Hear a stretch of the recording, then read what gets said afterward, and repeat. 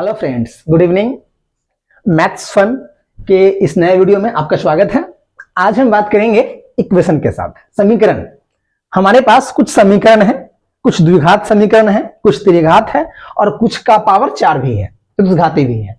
तो इन समीकरण को हम कैसे सॉल्व करेंगे, हल करेंगे ट्रिक के द्वारा। ठीक है, प्रोसीजर से कैसे करते हैं हमको पता है, सॉल्व गुणनखंड करेंगे, इसका वैसे नहीं करना है। ट्रिक से हम किसी भी समीकरण को सॉल्व कर सकते हैं, किसी को भी नहीं लेकिन अधिकांश को। देखिए जैसे ये समीकरण है, इसे हमें सॉल्व करना है बिना प्रोसेस का। कैसे करें सॉल्व? अगर आप ध्यान से देखिएगा तो इस पहले समीकरण में हमारे पास ये, आपको बस यहां ध्यान देना है कोफिशिएंट पे, गुणांक पे। कोफिशिएंट इसको बोलते हैं हम, ये हमारा गुणांक है 3 -5 और ये 2, इसे हम क्या बोलेंगे? गुणांक। ये है एक्स स्क्वायर का गुणांक 3, एक्स का गुणांक -5 और ये 2, ये है अचर पद या इसको गुणांक ही कहते हैं। तो अगर आप ध्यान से देखेंगे तो इन तीनों गुणांक मतलब कोफिशिएंट को आप एक बार जोड़ दीजिए। देखिए तो क्या आता है, 3 -5 + 2, 3 -5 + 2, 3 और 2 क्या हो जाएगा? 5 हो जाएगा। 5 - 5 कितना आ गया? 0। मतलब हमने इस गुणांक को जोड़ दिया, सभी गुणांकों को जोड़ दिया, तो जोड़ने पे क्या आया? 0 आया। तो किसी भी समीकरण में, द्विघात में ही नहीं, किसी भी समीकरण में, समीकरण का घात 3 हो, 4 हो, 10 कुछ भी हो, अगर सभी गुणांकों को जोड़ दें, सभी कोफिशिएंट को जोड़ दे और जोड़ने पर अगर 0 आ जाए तो वैसे किसी भी समीकरण का एक आंसर 1 होता है। एक आंसर क्या होता है? 1। हमें पता है इस समीकरण का 2 आंसर होगा, पावर 2 है तो, लेकिन एक आंसर 1 ही होगा, ये श्योर वाली बात है। तो इस समीकरण का एक आंसर क्या होगा?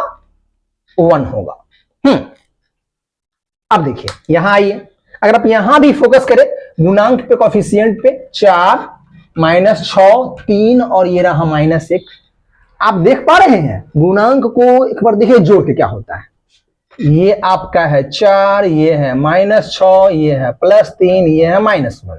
देखिए 4 3 क्या हो जाएगा? 7, -6 -1 क्या हो जाएगा? -7। यहां भी कितना आ गया? 0। तो यहां पर भी सभी गुणांकों को जोड़ने पे 0 आ गया। और मैंने क्या बताया, जब कभी भी समीकरण कैसा भी हो, घात 2 वाला, 3 वाला, 4 वाला, अगर सभी गुणांक को जोड़ने पर 0 आ गया, मतलब इस समीकरण का एक आंसर तो 1 होना ही होना है।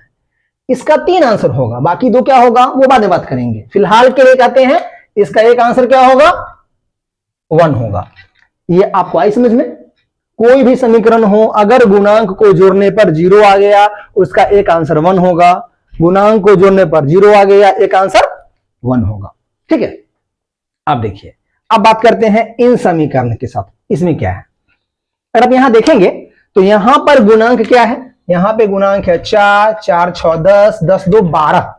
यहां पर गुणांक को जोड़ने पर 0 नहीं आ रहा है, तो इसका आंसर 1 तो पक्का नहीं होगा, कुछ और होगा। देखिए क्या होगा, यहां पर आपको ध्यान देना है एक और बात। देखिए यहां पर पावर 2 है, यहां पर पावर 1 है, और जो कांस्टेंट टर्म होता है ना, इसमें x का पावर 0 होता है। पावर क्या होता है? 0, क्योंकि x का पावर 0 क्या हो जाएगा? 1, 2 × 1 2। तो कोई भी कांस्टेंट टर्म होता है वहां पे क्या होता है? x का पावर 0 होता है। अब क्या कीजिए, इसमें ध्यान दीजिए, आपको यहां पे देखना है कि कहां कहां पे पावर में सम संख्या है, इवन नंबर, पावर में सम संख्या। तो पावर में सम संख्या देख रहे हैं कहां पे है? पावर में सम संख्या ये वाला है और सम संख्या ये वाला है। 0 भी सम संख्या ही होता है। बहुत लोग समस्या होता है, बट 0 क्या है? सम संख्या ही है। तो यहां पर पावर में सम संख्या, यहां पावर में क्या है? 0 सम संख्या। तो सम संख्या पावर है, कोफिशिएंट उसका लीजिए 4 और 2। क्या है ये? 4 और 2 हमने जोड़ दिया, कितना आ गया? 6। मतलब सम संख्या पावर में जहां जहां है उसी कोफिशिएंट को जोड़े हैं अलग से, और विषम पावर जहां में है उसको अलग रखिए। विषम पावर यहां बस पावर 1 है, तो यहां विषम पावर में कितना है? सिर्फ 6। मतलब सम पावर जहां जहां पे है, सम पावर उस कोफिशिएंट को जोड़ दिए, 6 आ गया। विषम पावर 1 यहां भी कितना है, 6। तो जब कभी भी सम पावर के कोफिशिएंट को जोड़ने पर और विषम पावर के कोफिशिएंट को जोड़ने पर बराबर आ जाए, यहां पर दोनों बराबर आया है ना, ये भी 6 आ गया और ये भी क्या आ गया, 6। देखिए ये दोनों को जोड़ दीजिए, 6 4 2 6 सम पावर और पावर 1 विषम, ये भी 6। तो जब दोनों बराबर आ जाए, ऐसे केस में किसी भी समीकरण का पावर कुछ भी हो, उसका एक आंसर -1 होता है। क्या होता है, -1। चलिए अब आगे बात करते हैं। यहां देखिए, अगर यहां भी ध्यान दीजिएगा आप, तो ये आपका विषम पावर, देखिए ये क्या है, 3 आपका विषम पावर है और यहां पावर 1 है, ये भी क्या है, विषम पावर। तो पहले विषम वाले को जोड़िए, तो देखिए ये आपका है 4 घटाओ का 8, कितना आ गया ये, -4। अब सम पावर देखिए, सम पावर यहां पे है और पावर यहां पे है, यहां पावर 0 है, तो यहां कितना है जी सम पावर में, -9 और ये है प्लस का 5, यहां भी कितना आ गया, -4।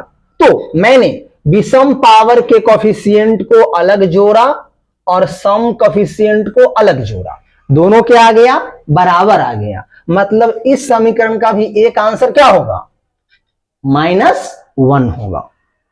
अब आगे बात कीजिए, इसमें आइए, यहां देखिए, इसमें ध्यान दीजिए, कोफिशिएंट सम पावर यहां पे, सम पावर यहां पे और यहां भी सम पावर है, तो 3 2 5 और 5 8, कितना, 13। और विषम पावर यहां दोनों जगह, यहां भी जोड़ दीजिए, 6 + 7 कितना आ गया, 13। देखिए दोनों बराबर आया ना, सम पावर का कोफिशिएंट या गुणांक और विषम पावर कोफिशिएंट या गुणांक को जोड़ने पर बराबर आया, मतलब इसका भी एक आंसर क्या होगा, -1 ही होगा। और भी होगा, यहां पावर 4 है तो इसके 4 आंसर हो सकते हैं, लेकिन एक आंसर तो -1 ही होगा।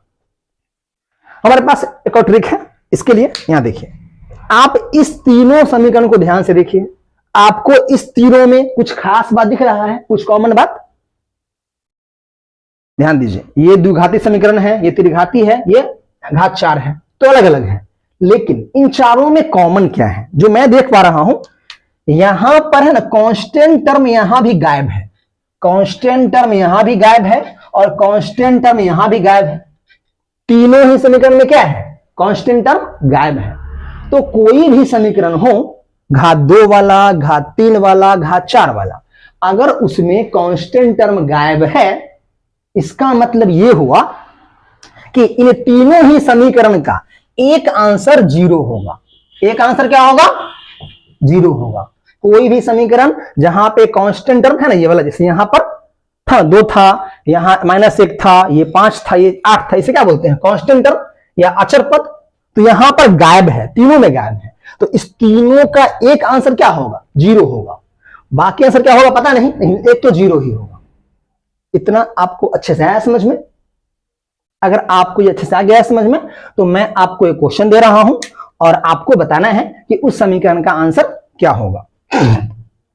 वो आपका समीकरण है 7x³ - 6x² + 3x